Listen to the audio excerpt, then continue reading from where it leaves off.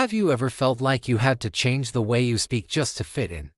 In the heart of Manila, where the streets sing a song of jeepneys and vendors, a young man named Lucas de la Cruz began a journey to silence the very thing that made him Filipino: his accent. Born in Tondo, Lucas grew up surrounded by the warm, melodic chatter of his family and neighbors. But in high school, everything changed.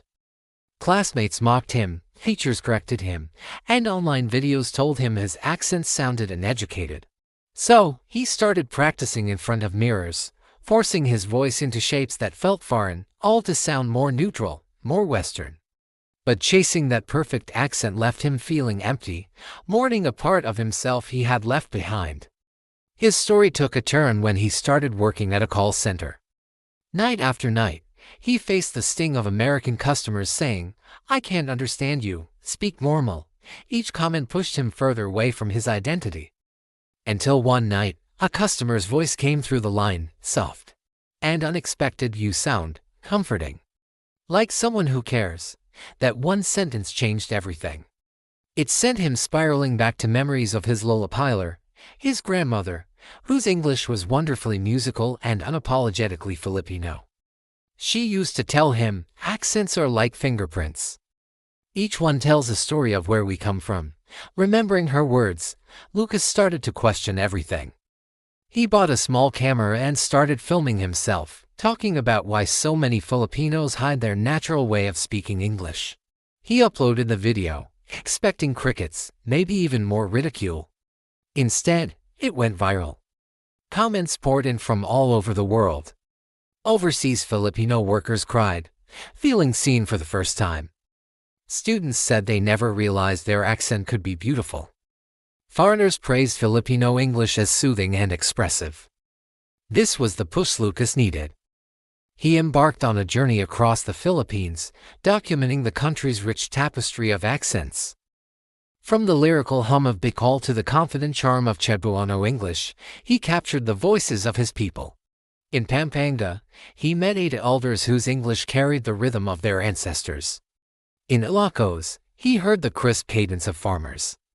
Each interview chipped away at the shame he had carried for so long.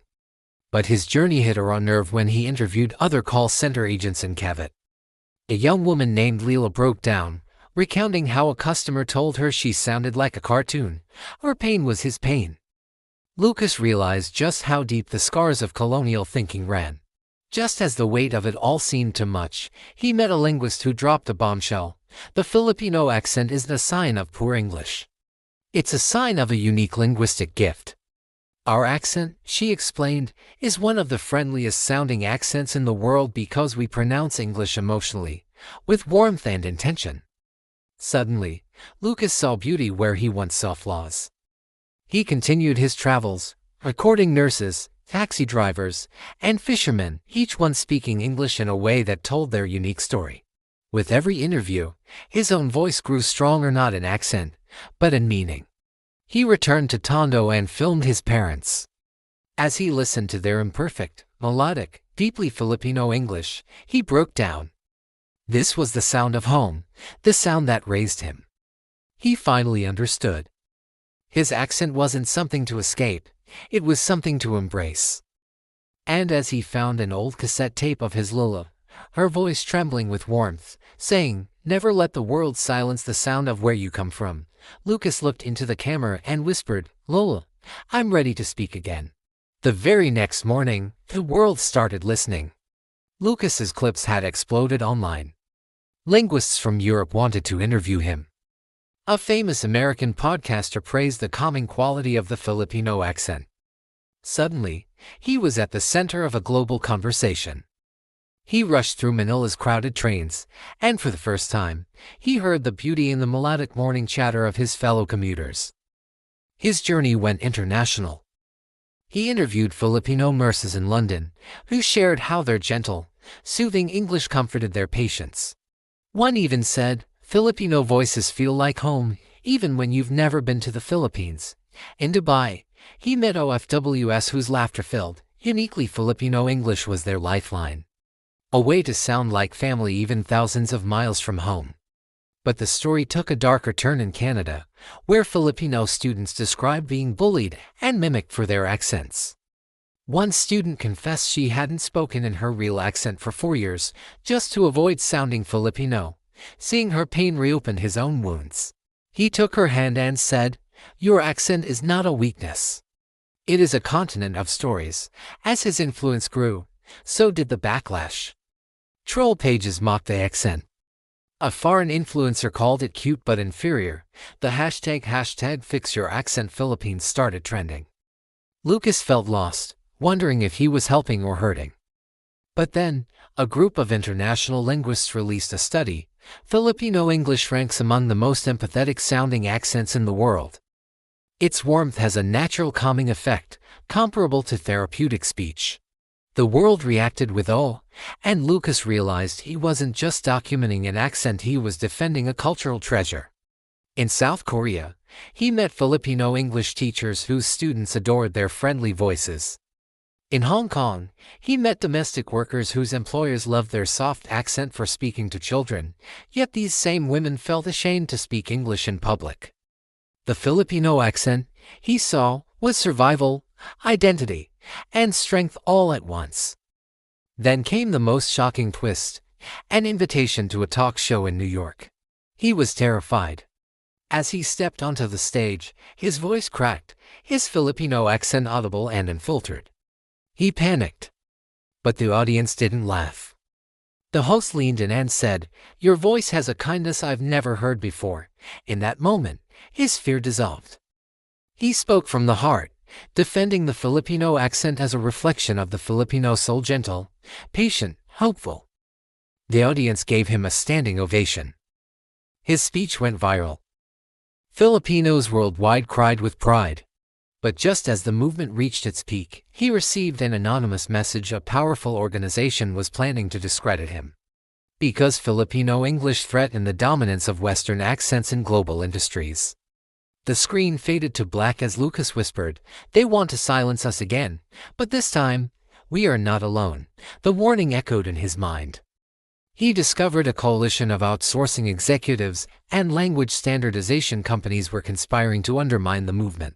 They feared that Filipino pride would disrupt the billion-dollar industry built on teaching us to sound like someone else. Instead of backing down, Lucas decided to fight.